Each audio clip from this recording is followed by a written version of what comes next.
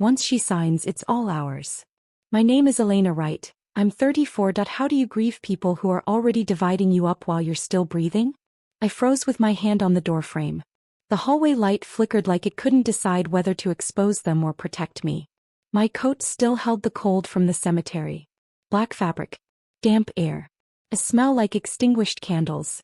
My brother's laugh followed, easy, practiced. Paper shuffled.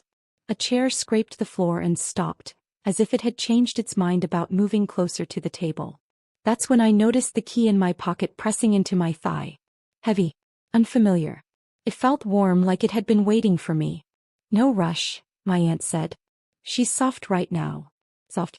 The word landed wrong. I imagined my mother's mirror upstairs, still streaked from where I'd wiped my face before the funeral. I hadn't told them about the deeds. About the envelope sealed in red wax. About how the lawyer's hands trembled when he passed it to me. I stepped fully inside without making a sound. The house inhaled. The talking paused. Silence stretched, thin as glass. In that silence, something settled in me, quiet, clear, irreversible. I didn't need to confront them. I just needed to listen. No one noticed me at first. The dining room clock kept ticking, too loud, like it was trying to be helpful. My brother leaned back in Dad's chair, the one with the cracked armrest, spinning a pen between his fingers. The sound made a soft plastic click every time it completed a circle. Click, click. Confidence has a rhythm. She won't read the fine print, he said. She never does. My aunt hummed in agreement, stirring sugar into a cup that didn't need it. The spoon rang against porcelain, sharp and careless. I counted the rings. 3, 4. Each one felt like a knock on a door I'd already closed. I stayed in the shadow by the hallway, keys quiet in my pocket. The house knew me. It didn't creak. It didn't warn them. That hurt more than it should have. They'll push her to sign everything into the trust, my cousin said. Temporary, of course. Temporary. Another clean word with dirty edges. I heard my own breath then, slow, steady. Surprised me. Grief had hollowed me out, but clarity filled the space fast. The lawyer's voice replayed in my head, low and deliberate. You don't have to do anything today. Upstairs, a floorboard shifted. Just once. Like the house clearing its throat. My brother stood. We should practice what we'll say. That was when I realized this wasn't a conversation. It was a rehearsal. My brother's chair legs groaned as he paced. The sound dragged across my nerves. Lead with concern, he said. Say we're worried about her mental state.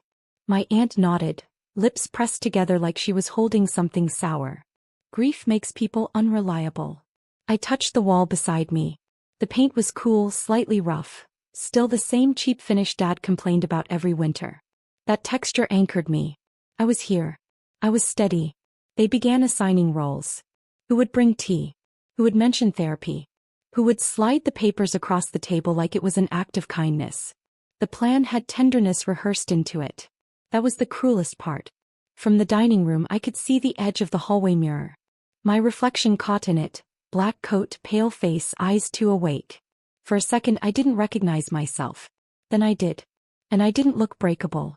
My cousin laughed softly. She'll thank us later. I shifted my weight. The key pressed again into my thigh, a quiet reminder. Deeds. Accounts. Control. None of them knew the house they were standing in no longer belonged to them. Not legally, not slowly, not at all. Upstairs a door clicked shut. Final. Decisive. My brother clapped his hands once. Hey. Showtime. I stepped back into the shadows as footsteps moved toward the hallway. And I let them come to me. They found me where grief was expected to keep me, by the stairs, coat still on, eyes lowered. Elena, my aunt said softly, already reaching for my arm. Her fingers were warm. Too warm. I let them rest there, light as permission. Touch can lie better than words. We were just talking about you, my brother added. His voice had changed. Slower. Concerned. He tilted his head, studying my face like it was a fragile object. I nodded once. Silence did the work for me. They guided me to the dining table. The chair waited. That was the surreal thought that surfaced. The chair looked prepared, like it had practiced holding me. I sat. Tea appeared in front of me. Steam curled upward, fogging the air between us. The smell of chamomile mixed with dust and old wood. Comfort staged carefully. We don't want you overwhelmed, my cousin said. So we've handled some things. Handled. Another word that erased me. My brother slid a folder across the table. White. Clean. I didn't open it. Instead, I stared at the mirror on the far wall, watching my hands rest calmly in my lap. No shaking. No collapse. Just stillness. You can trust us, my aunt whispered. I almost smiled. Because trust, I realized, is loud when it's real. This was all hush and pressure. I reached into my pocket, not for the key, not yet, but for the sealed letter's weight still folded in my coat lining. Of course, I said quietly. The room exhaled in relief. They mistook my calm for surrender. The pen appeared like a magic trick. My brother placed it beside the folder, aligning it carefully with the table's edge. Control loves straight lines. No rush, he said again, smiling. His knee bounced under the table. A towel he'd had since childhood. I opened the folder just enough to see the signature tabs blooming like small flags. Yo. Insistent. I traced one with my finger and felt the paper bite back. Maybe later, I murmured. I'm tired. They exchanged glances, quick, irritated, then smoothed over. My aunt reached for my hand again, this time squeezing. Of course. We'll take care of everything. That sentence did it. I stood slowly. The chair protested, a low scrape that felt like a warning. I slipped the pen into my pocket as if by accident. No one noticed. Silence covered me. I should change, I said. Funeral clothes. Upstairs, the mirror waited. I closed the door and leaned against it, breathing in the quiet.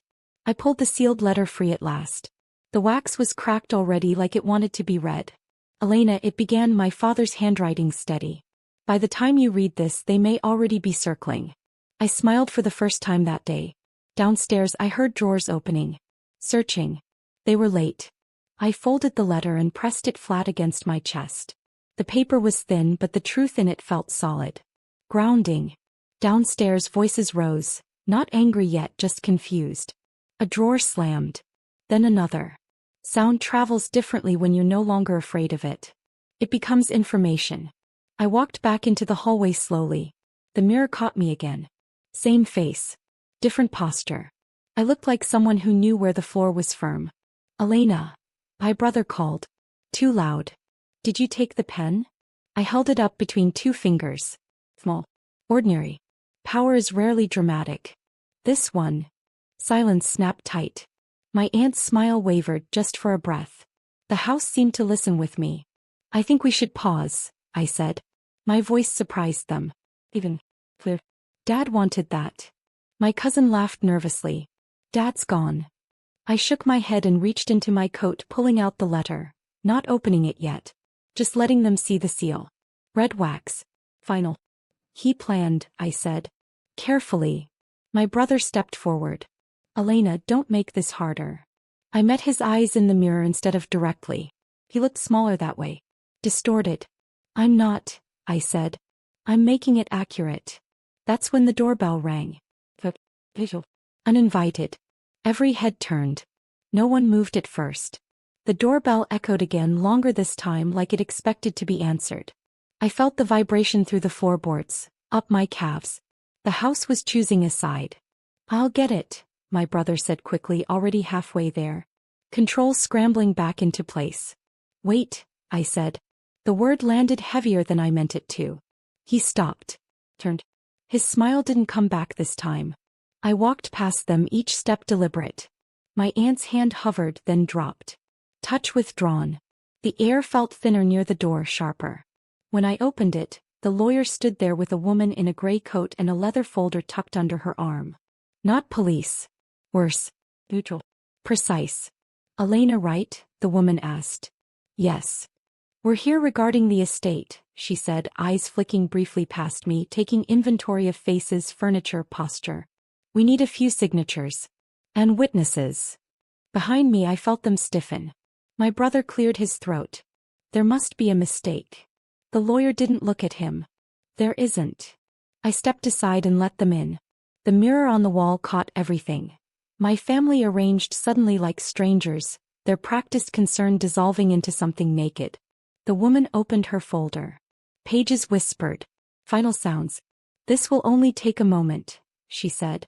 I met my brother's eyes in the reflection. And for the first time he understood he wasn't part of the plan. We gathered around the table again, but the geometry had changed. The woman in gray placed the documents down, calm, exact.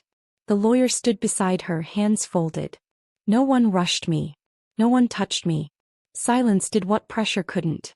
I signed first. My name moved easily across the page like it had been waiting for permission. Each signature felt less like taking and more like returning something to its rightful place. The woman looked up. As sole beneficiary and executor, you now hold full authority over the properties, accounts, and trusts. My aunt's chair scraped back. My cousin stared at the table. My brother said nothing. He watched the mirror instead, as if hoping a different ending might appear there. I slid the pen forward. You'll receive notices, I said gently. Through proper channels. No anger. No speech. Just accuracy. They left shortly after. The lawyer, the woman, then my family, one by one. The house grew quiet in layers. When I was alone, I walked upstairs and stood in front of the mirror. I removed my coat. The funeral smell was already fading. I didn't feel victorious. I felt clear. I turned off the light, leaving the mirror dark, and closed the door behind me.